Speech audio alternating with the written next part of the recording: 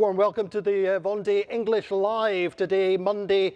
It's day 7 on the racecourse, and the news this morning was that Nico Trusell lost his mast just before 8 o'clock this morning. He was going well. He had just spoken to the Radio Vax. He had a little bit more wind than expected, but he was going well. So unfortunately now he's heading into the Cape Verde Islands under engine. His race is over. There's about 250 miles to go, and he is safe and uninjured, but very, very disappointed. Welcome to our guest today. Then our main guest is Michel Desjoyeaux, the double Vendée Globe winner. And the second half of the programme we'll have Jacques Caraës, the race director. So welcome, Mich. How are you? I'm fine. I would be happy that it would be the same for Nicolas, but without Mast, the race stops for him. Hopefully he's safe, but he's certainly completely dismissed himself also. Let us look first of all at the classements, the standings at midday today, and the good news is Alex Thompson is still out in front. He's 85 miles ahead of Jean Le Cam. Thomas Riong and Charlie Dallin are the fastest boats in the water just now and have caught up just a little bit on Alex, but Thomas Riong is still 120 miles behind Alex. Charlie Dallin in fourth. There's about 40 miles between him and Thomas Riong. In fifth, Kevin Escoffier on PRB. Benjamin Dutroux, the rookie, is still up there in sixth, 228 miles behind the leader. Louis Burton in seventh. Damien Seguin in 8th place. Sam Davis in 9th, 275 miles behind the leader. And there's a really nice group there between 9th and 11th. They're only about 25 miles between them. Yannick Besthaven in 10th and Boris Herrmann in 11th, the German skipper. Looking down the leaderboard down to 16th, Giancarlo Pedotti, our Italian skipper on Prismian Group. He's in 16th. Alan Rura, 19th, a Swiss skipper. And then we have Didac Costa and Pip here very close together. Didac's in 22nd. Kojiro Shirashai, well, he still has his mainsail problems and is trying to make a repair. And Miranda Meron and Ari Hosila are very, very close together in 27th and 28th. In fact, they're on the same miles, 957 miles behind the leader. So say we're joining Mich. Mich, tell us what you know about what happened this morning. What we know, Greg Evrard, which is the project manager, spoke during the French live a few minutes ago. He said that he was sailing with the fractional Genaker with one reef in the main in nice condition during the night, and then the mast broke and everything fell down in the water. For the moment, they don't have more explanation about what did happen. The skipper is safe. Certainly, he was inside the boat when the mast broke, and he spent the morning to cut everything to avoid to break the hull and to make bigger damage. And the boat has gasoil enough to go back to Mindelo in Cape Verde Islands by himself. Certainly, maybe they will help him at the last miles. So it's the broken mast means that they will obviously stop the race. But the boat had appeared quick enough up till now. It's a new boat and it was going well. Yeah, he made a very wonderful start of the races, being ahead the few first hours and staying in the leaders since this morning. And he didn't have lots of issue since the beginning. So it was a nice race for this new boat, because this boat has been launched only in May this year, so with a very short preparation training. But this is the race. It's the Vendée Globe, isn't it?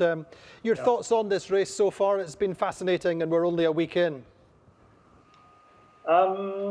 This first week of race was pretty strange, because we continue to see boats without foils ahead in the leaders, especially Jean Le Cam with my old boat from 2008, still second this morning after 1 week of race. I'm also a bit disappointed about the speed on the ritz of the foilers' boats. They didn't want to go to fight in the cold front 3 days after the start. They didn't want to go to fight in theta low pressure yesterday and 2 days ago. So for sure now they have better speed than we can expect with those boats. But I don't know how well will they do in the South Ocean with low pressure, with big waves and big wind. Maybe a non-foiler boat will be able to go fast in those conditions. A non-foiler boat such as that with Jean Le Cam, 61, he's incredible. Yeah. He improved the boat a lot during this winter, moving the weight aft.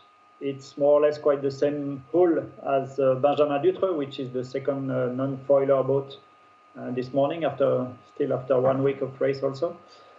And Jean is someone who saves his energy as much as possible. He always sailed like that. He preferred to prepare his boat in the yard, but training a lot. Why not? It's still a way of efficiency we can see now after 1 week. Indeed. And, what are his strengths that we don't know about? You know him well. I think that we all know, you know that also, Andy, that sailing offshore is a sport of experience, not only a question of strength or of performance of the boat. And when you're able to push hard a boat without earning a lot of energy, then you can follow exactly what's happened and take the good decision always.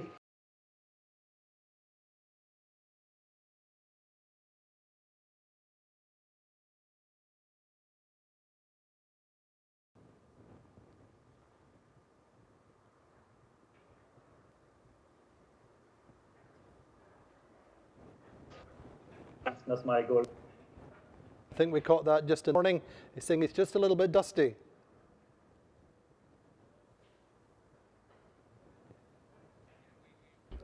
Hello, Alex. How are you this morning? Monday morning. Oh, is it work? Monday morning, is it? Oh, that's why I feel a little bit broken, is it? Hard weekend, Andy. Tough weekend. Tell us about it. No, I was taking the mickey, Andy. A hard weekend out partying. Feel a bit dusty this morning.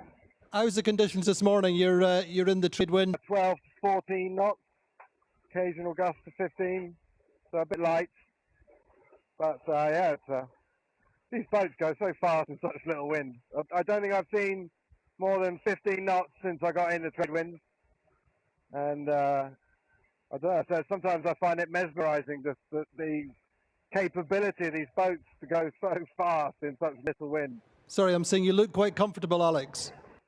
Yeah, no, I'm sat in the Kirk, that's what the team call it, the Kirk chair.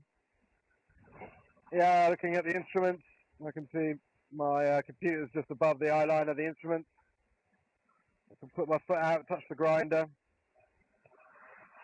Oh, I haven't got my seatbelt on right now, but I should have. Certainly, we're in the middle of the night when she starts taking off down waves at 28, 29 knots. I feel myself instinctively reaching for the seatbelt to put it on. It's incredible. Alex, news that Coram has dismasted. Your reaction? Oh, mate, I didn't know that. Oh, no, that's terrible. Oh, when did that happen, Andy? Just this morning.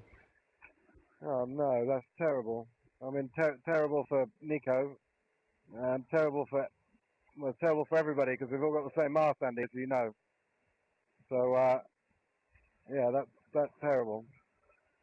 I'll be very interested to know what's happened there, and my condolences to We'll watch Nico, that one. Nico Tell us about your team. experience in theta then, Alex. You had a lot of wind and a broach.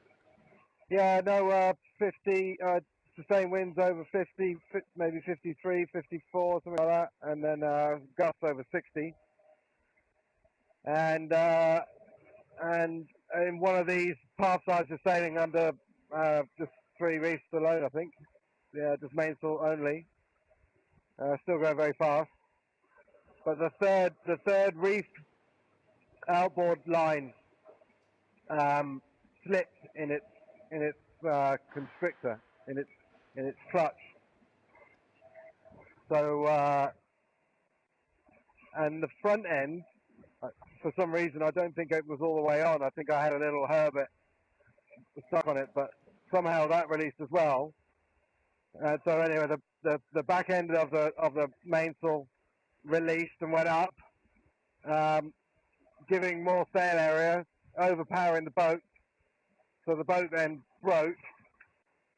Somehow the front end of the reef tree came undone as well, or I hadn't pulled it in properly. And I don't know if anybody's been in lots of wind in that kind of situation, but what happens is the mainsail unbelievably goes up. So absolutely the worst thing you want is for the mainsail to go up, but it started to go up. So you know, I probably spent 3 or 4 minutes kind of head to wind, broached, trying to haul this mainsail back down again, trying not to look at it because it looked like under tremendous amount of stress. But yeah, managed to pull the reef back in, left her on a winch, and decided that was enough. I'd stick my tack in and start heading out of it again. Good. And everything is okay with the boat otherwise? Yeah, I mean, yeah, apart from that constrictor, managed to break. I broke the top end of a stanchion.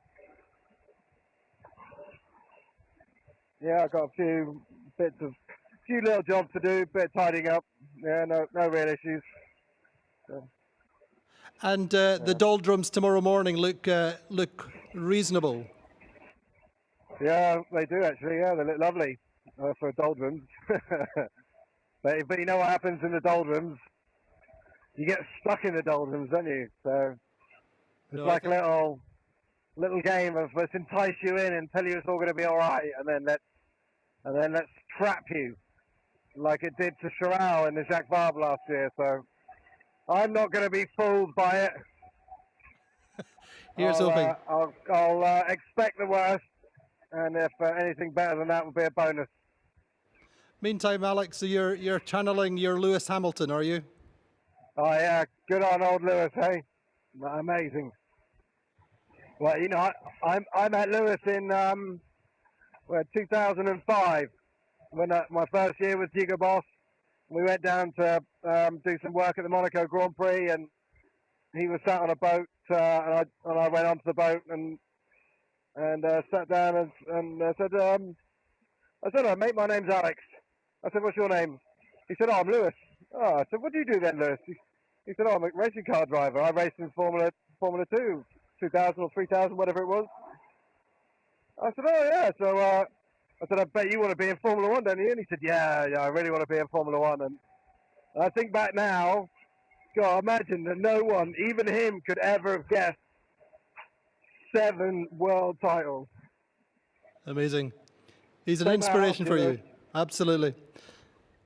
Indeed, Alex Thompson. Friends in high places. You're going to have to he's going to have to hope that he has see the wind gods with him through the doldrums over the course of tomorrow. But Michel Desjoyeaux, your thoughts on Alex's race so far? When you have the full interview you made this morning with him, you can realize how hard is this race, and even such a guy with so much experience of those boats continue to have small issue for him, big for someone else for sure. And he's really cool. You see, he's completely in his race and having time to discuss with you about Lewis Hamilton and so on. So I'm not very pleased with his cockpit, but it feels to be happy with and use this boat very well. That's quite incredible. So you're not a fan of the indoor sailing? I don't understand. Sorry. Right. And not wanting to be the kiss of death, but it would be good for the race to have somebody from outside of France win. Yeah, for sure. I think that Alex worked very hard for that, and also his fifth trail could be the good one. It was very close 4 years ago, and it would be perfect. When I saw the ranking a few minutes ago, I saw that 2 English sailors are very good. The first on the 10th, which is Samantha Davis, which is my favorite. We made a prognostic, and I would be happy she wins, but also with Alex as a winner should be very nice too, for him first, but also for internationalization of this wonderful race that out of France sailors have difficulty to understand what's happening. Indeed, and obviously one of Alex's biggest rivals, Jeremy Bu, is still on the dock. We're waiting to hear what will happen with him this afternoon. But you restarted your race back in 2008, 2009. How did you motivate yourself, and how would Jeremy motivate himself? For sure, it was quite very different from what Jeremy will have this year. 12 years ago, I reversed my course only 20 hours after the start. So I was completely still in the action, and I didn't have the time to think about maybe I have to go back home or not. It was a very fast decision for me to do that. And I only started after 41 hours after the start. So when I left Les Sables, the first boat was only offshore Portugal coast, which is quite different for Jeremy now. The first will arrive in the doldrums when he will leave Les Sables. But it would be very fantastic for him to go for that, and I will be his first fan if he leaves. He has very good weather condition to leave, so hopefully we'll decide to go again and to fight for that. Totally agree there, Mish. Hopefully we will find out this afternoon, but we're all hoping that he'll go.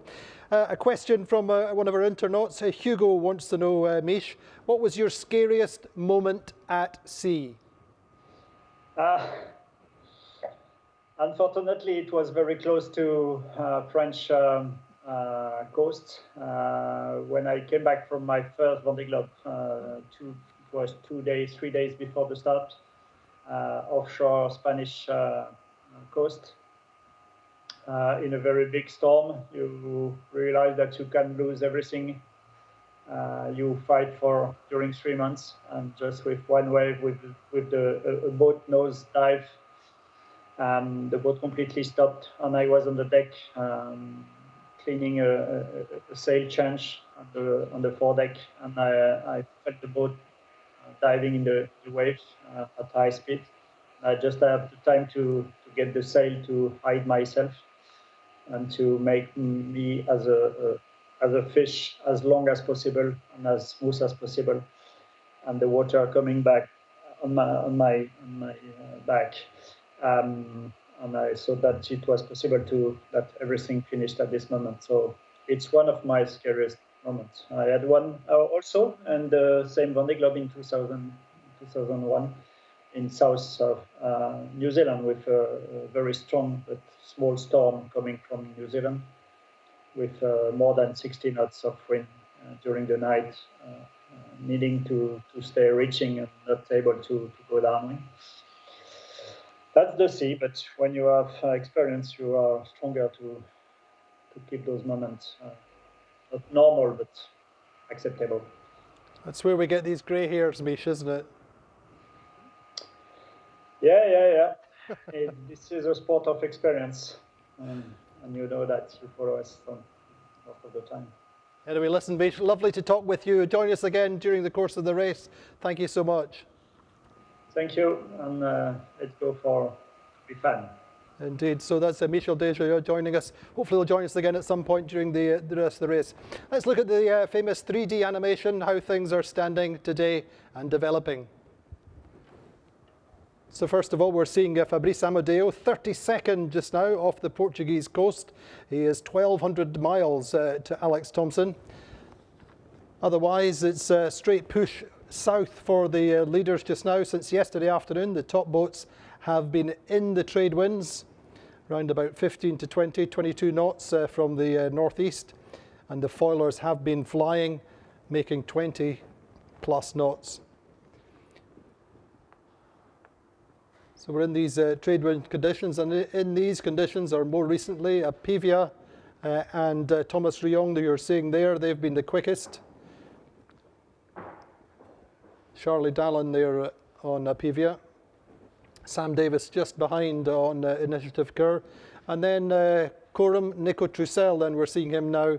He was nicely positioned. We spoke to him on the VAX. He was going well. He said he'd got a little bit more wind than forecast. Probably 20 to 25 knots, and he was in great form until the mast came down at just before 8 o'clock. So a big disappointment for him. And up the front, Alex Thomson is leading. He's not giving any miles away to Jean Le Cam, but Le Cam is very much fighting with a knife in a gunfight at the moment. So that's Alex Thomson leading. And I say all these little battles, these nice little races within the races going on. We see Miranda Merrin alongside Ari Husela, same kind of boats, and also Pip Hare and Didac Costa. So these battles developing, and they're going to go on for a while. They're in the same weather systems. Let's look at the weather and see how it's looking for today, Monday.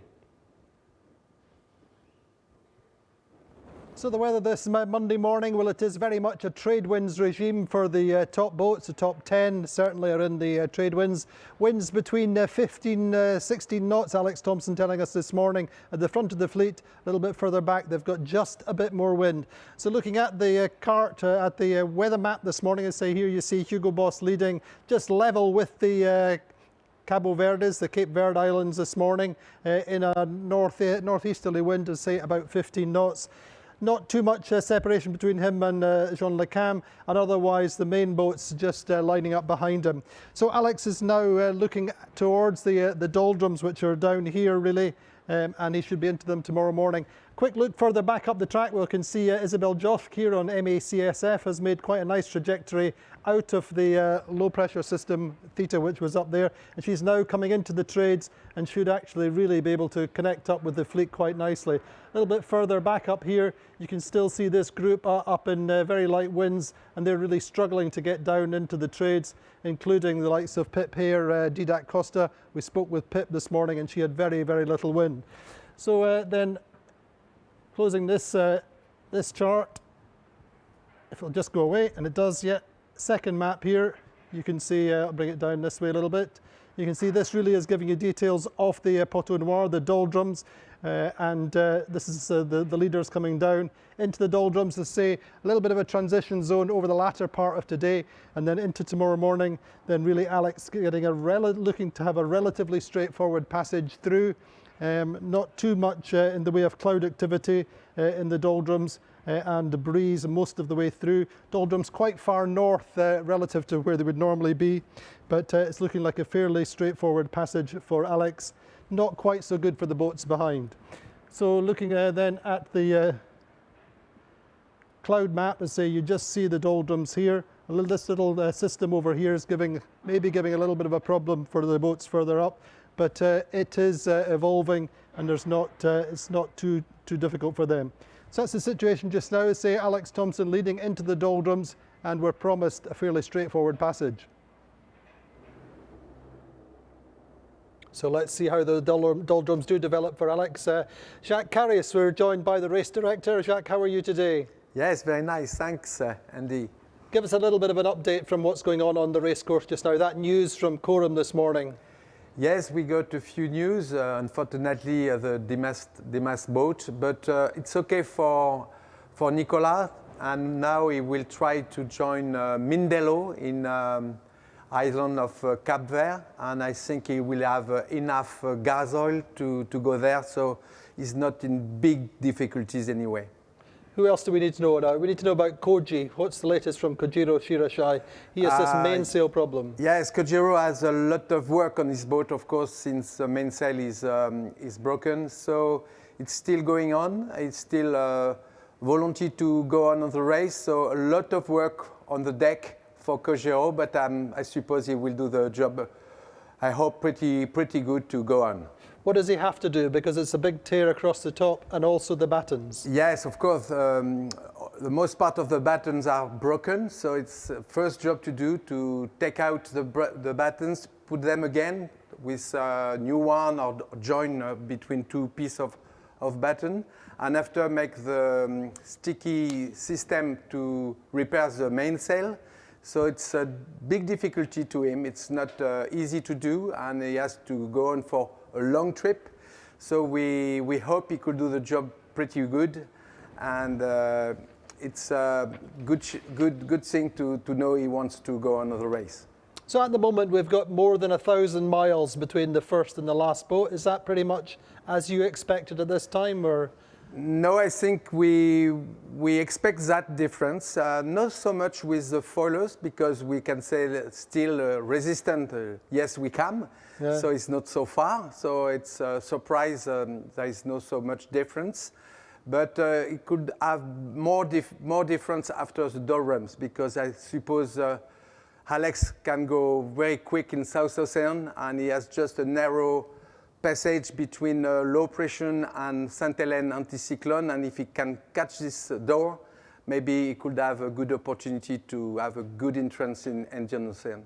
So it's looking quick after the doldrums? It looks like, yes. The doldrums are not so active, so they can pass it quickly, and after to go on South Ocean, it could be a good opportunity too for the leaders. So one question you were getting asked a lot about is outside assistance. What are the limits? How does it work? And one thing we have now, all the skippers use WhatsApp. Yes, you know, it's a race without assistance. So for us, yeah, no assistant is for honor. They sign a paper. It's only a signature, but for me it's really important. After, if they have doubt, they have to let me in the WhatsApp conversation. And if I saw something too close to have 1 feet not on the good way of the line, I can say stop. You have to be careful about that, because that's the rule of the race. Okay. And what's your thoughts on the race so far in terms of what we were expecting? For the race generally, it's playing out as you expected, or? Yes. I think it's. I'm expecting it's a good way for the moment. It's a long race. We know the foilers can explain the possibility of speed later, but I am really happy that it's not too much distance, and I'm a little bit surprised also for the capacity of a few old boats like Yes We Can, or the boat of comment it s'appelle? Yes. So it's very good race, very good beginning of race, and that's important for us. And more, we're starting to see the races within the race. We can see Pip Pear and Didac side by side, Ari and Miranda side by side, and that's really what the Vendée Globe's about as well, isn't it? Yes, exactly, Andy. We have little groups now, and we can see different speed of boats too, but that's important. We have different story. We have very competitor story at the leaders, but we have also very interesting story with boat not so fast. And I think what's important in this race is to finish. So it's a long story. It's not. Indeed. It's not. Thank you very much, Jack. We'll catch up with you in a few days, and Jack's going to join us over the course of the race regularly and bring us the updates.